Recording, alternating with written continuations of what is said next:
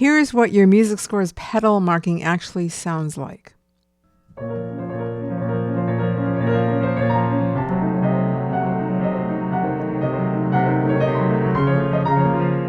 Here's what happens when you actually don't follow the pedal marking in your score and instead you'll pedal with your ear. So take a look at my pedal foot on the damper pedal while you're listening.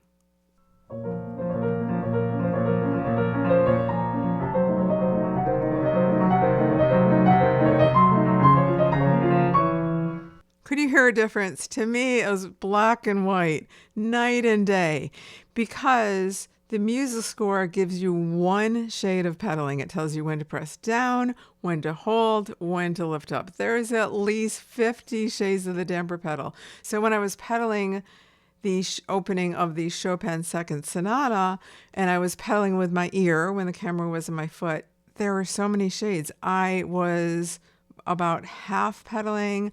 I was altering the speed of which I pedal. I was experimenting with overtones. I don't want it to be a dry Mozart sound, but I didn't like all the mush that was created when I was following the music score. By the way, the music score was the Paderewski edition, which I almost always use for Chopin. So I love the score, but I never look at pedal markings of any score for all the reasons that I'm talking about today. In today's video, you will hear different composers and what happens when I follow the music score pedaling and when I pedal with my ear. And for a lot of this, the camera will be on my foot. I have both volumes of Beethoven sonatas in the Henley edition, which I usually use. But when I looked at Henley, there was no pedal markings. It's one of the reasons I love Henley is because it's clean copy. There were no pedal markings. I want to be inspired to listen with my ear and have that guide my pedal, which I want the same for you. So I pulled out my Schnabel edition, Arthur Schnabel edition of the Beethoven. And it was really interesting because this whole opening section, this is the Opus 14, number 2 of the G major, there's no pedal at all.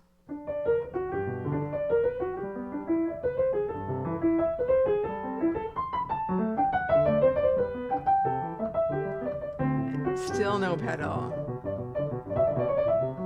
In fact, there's no pedal at all until the end of the exposition is the first pedal marking. I don't know why that is. I'm coming down this phrase. This is dry.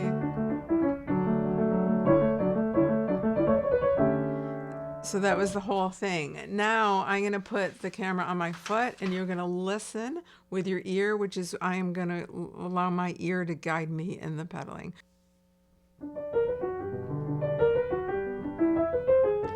I'm not pedaling a ton, but I'm just touching the pedal enough so there's clean sound, but there's some resonance here.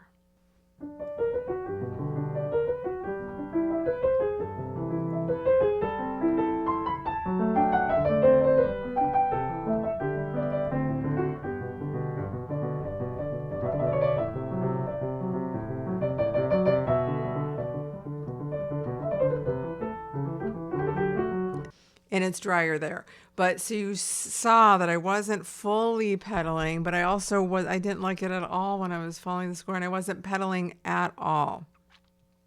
I'm going to go on to Brahms.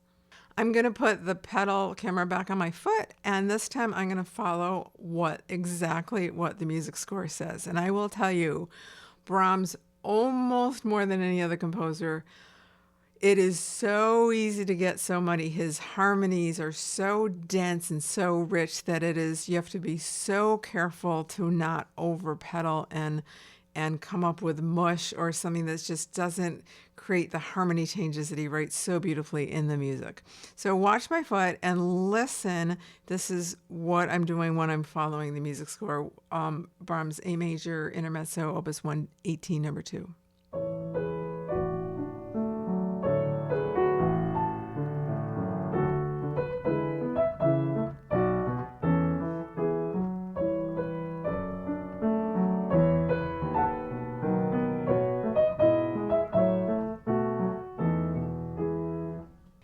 You couldn't see my hands during those dry parts, but I was playing as legato as I possibly am capable of with my fingers, and still it sounded pretty dry and choppy and did not sound like Brahms in those sections where it was really dry.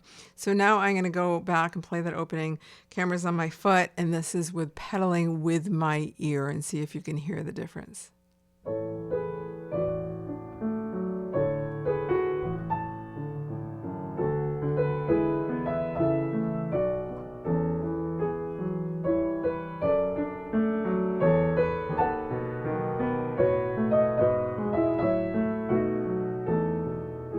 Did you hear the difference? Again, it was like night and day to me, because following the music score gave me one shade of pedal.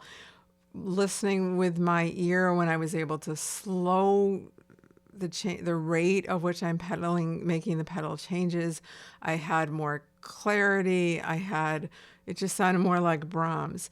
That's what happens when you add in 50 shades of the pedal.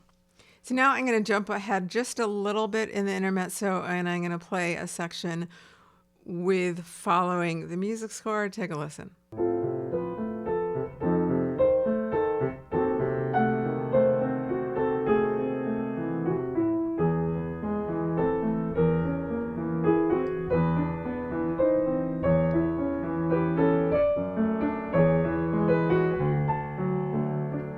It is so hard for me to play like that. And what I noticed is that when I'm following the pedal marking in the score, I am so not musical, because I'm just like, it's just chopping everything up. I just can't even play that way.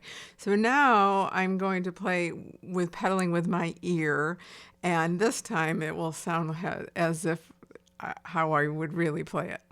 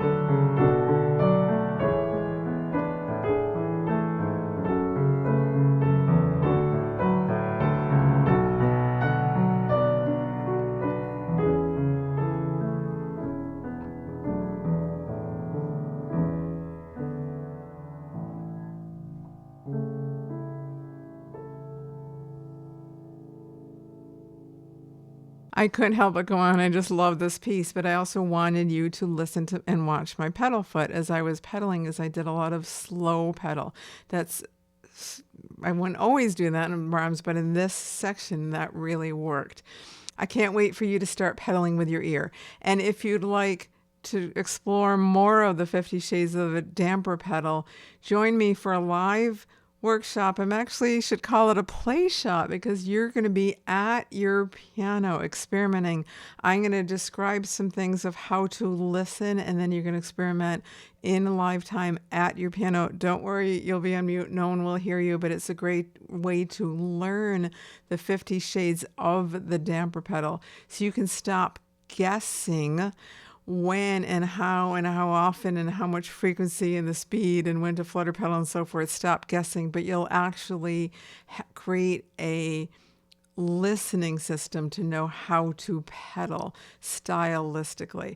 We're doing that live on May 14th. And if you watch this afterwards, you can catch the replay, and really look forward to seeing you there. Thank you so much for subscribing to my channel, liking the video.